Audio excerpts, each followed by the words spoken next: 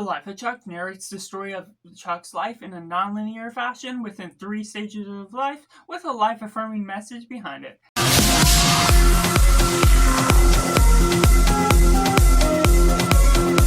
Hi everyone and welcome to Cinema, where we focus on the film. I'm Josh, this is Simply Cinema. Let me know down in the comments below what you thought of The Life of Chuck. Do you like it? Do you not like it? Or is it somewhere right in the middle? Or if you're waiting for this review to decide if you're going to see it or not, and taking it right in a positive, The Life of Chuck can be a confusing film for some people that are going right into it, and for the basis of me explaining in this non-spoiler review, there's something about it that's really special that you can't really explain it in a simple synopsis of what all the ideas you are covering as a whole. And even within a spoiler review, you can never really touch on all the bases that this film really gathers, the thematic messages. It's a life-affirming film that really dwindles down to all the performances that do effectively. Tom Hiddleston, Mark Hamill, Leah Goff, and everything we're leading on with all the different touches of life that's specially taken.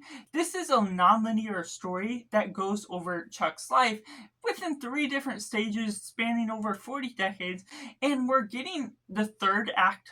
first, and then it goes on to Act 2 and Act 1, but it's utilized in a special way that usually when you look at nonlinear films, sometimes you don't always get something specially used out of that. Sometimes it's used just for the purpose of being extra, but this utilizes the 3-act structure, telling it backwards within a way that you learn something new going into the second act, going into the first, to which the first act, it's kind of confusing what's all going on, but the key to this film is the patience, waiting for the rewards that flourish throughout learning all the new information about Chuck's life. In the first act, without giving spoilers, goes into somewhat of a depressing state, and you'll have mixed feelings based on that, depending on what you're going, not knowing how the context of the story has begun, but it flourishes in a way that you'll get all the mixed reactions, and there's purpose behind why this feels down to earth and also depressing at certain moments when you're starting off the story. You're not getting as much of Chuck in a certain stage of where this film is headed with, but that is all giving off the right merits to what is explicitly expressed within this story that delivers on the heartfelt themes that this is leading on to, dealing with the mannerisms of life in some of the best ways, which tackles some thematic expressions that may be very simple but are also very complex to the merits of what our life is associated with, which of course, when you look at life as a whole, you can go through it, do the best you can with making the most out of your time, which it delves into, but of course there's many different layers to how you live your life and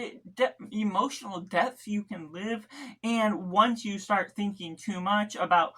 how you're supposed to live your life, if you add in too much expressions or things to heavy burden what is going on within your life, focusing too hard on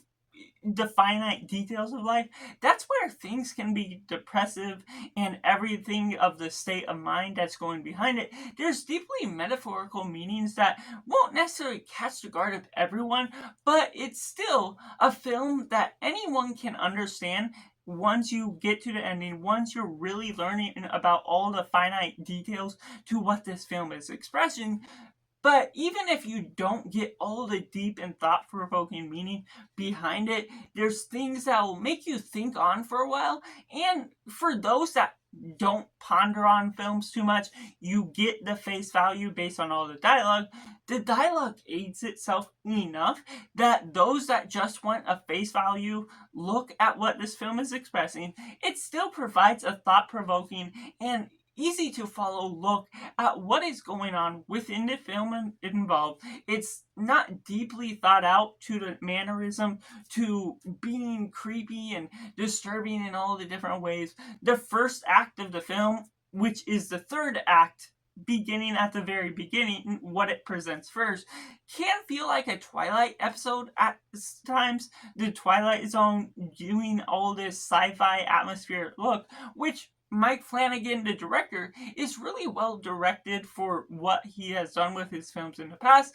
He's done horror films, and so this is rightfully fitting. And while it isn't a horror film to its own right, there is some horror film-esque dialogue or ways of going about the visuals that, while it's down to earth, and there's a dance member at one point midway through the scene that creates so much joy to the atmosphere. The way it goes about sounds strange, just Tom Hiddleston being a part of that, but it's not necessarily something that takes you away, because in context of watching the whole film all the way throughout, there's so much elaborate details to the simplicity of what this film is covering as a whole, which really delivers on the front that you're looking at the script, you're looking at the dialogue, and when new things appear, knowing that it starts with the third act going to the second and first act, the rewarding factor to how it pays off, the speciality of the nonlinear storyline delivers on the front that it gives you so much more information as you're going on throughout. So it almost becomes a bit of a mystery within the third act that it begins with, that you're discovering all these details that really uncovers the mysteries of everything coming about. Key details that focuses in on within the third act that will appear later on in the first act and will give you all the answers that you really need to really recover on what it's going about. And this is a film that I'll still think about later on, and I'll feel like there's probably a lot of things that I'll catch on when I rewatch this film. When I get into it once again, I'll be able to pull out more of the missing pieces that I didn't fully catch up on within the first act, because certain things about the dialogue maybe not necessarily heavy in the way it has a distinct form of dialogue, the dialect to the language. It's really good at communicating its message and doing all of these different things, but because you're not fully caught up with it, you're still going to think on this for a long time leading after, or pieces of the puzzle will come to you later on in life, especially depending on what area of life you are living on. The way your brain is developed will give you another piece of information that different people in different areas of life will reflect on this in a different way, but there is something that provokes something powerful to the nature of where this film is ultimately taking its message that bleeds into the ideas of joy, of depression, but that all devotes itself to the idea of life-affirming messages as a whole. Which takes me into the mixed elements. There's a lot to this film that, of course, going into the first part of this film, which is the third act, it will be a mixed thing to get into, but of course that's where the patience is key to leading on how you're diving into this film as a whole. And even if you get to the end and still a little bit mixed up on what this film is communicating, there's parts to this film where I wasn't fully engaged throughout the entirety of what it's offering. It still has a presence that I feel it definitely delivers toward a targeted audience that may be a little bit broad or very niche, depending on who is ultimately receiving this type of film. It's not action oriented, it's not linear in the way that you would expect everything to be told in the way you expect, but of course there's all those factors and the positives that it has a speciality that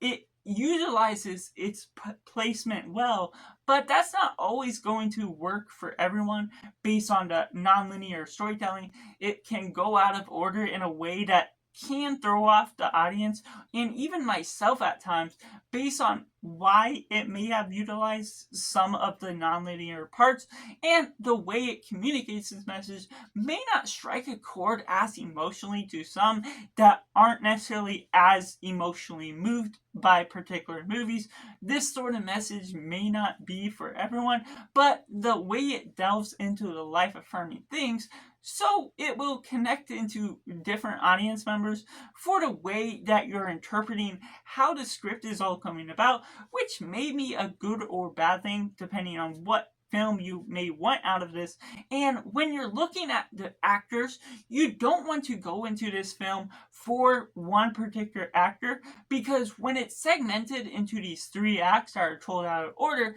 it's different phases of Chuck's life that you appreciate the aspects and performances that are all leading on. Mark Hamill just gives great, but is not shown until a particular act. Tom Hiddleston is only present mostly within one act, but because you're getting a child stage of him when you're looking at the third act, which is the very final look of what you're getting out of the film. So it bleeds into a different order that can throw some people off. And so I mentioned that you can't go into this for a particular cast member unless you're really okay and understanding the fact that they won't be the main selling point to what this movie is. Yes, there's lead actors within where this movie is taken, but it doesn't necessarily take all those actors, put them throughout the whole narrative. It's a focus in on Chuck, the character, but Chuck becomes a couple different actors in different parts of the film. So that's why, while you're getting Tom Hiddleston, while you're getting a great performance out of him, as well as his grandpa and other parts of the story throughout, the characters that deliver effectively as a whole, it's not a narrative that lends itself to focusing in on selling an actor for their particular role. Even if they are good in that role, the story itself is focused on the story and the character that is Chuck, but Chuck isn't always one central character, because it's also delving into the idea of the theme that I talked about as a whole. So that's just my personal review for Life of Chuck, which I have to rate a simply 7.5 out of 10. Let me know down in the comments below what you thought of the Life of Chuck. Is it good? Is it bad? Or somewhere right in the middle? Or if you're now going to see the film or not. Let me know if this review helped you out as a whole, and make sure to like this video if you enjoy it. Subscribe if you haven't already to join in the film culture community where we talk about the love of cinema as a whole. So that's just all, and make sure to do yourself a favor and go watch a movie.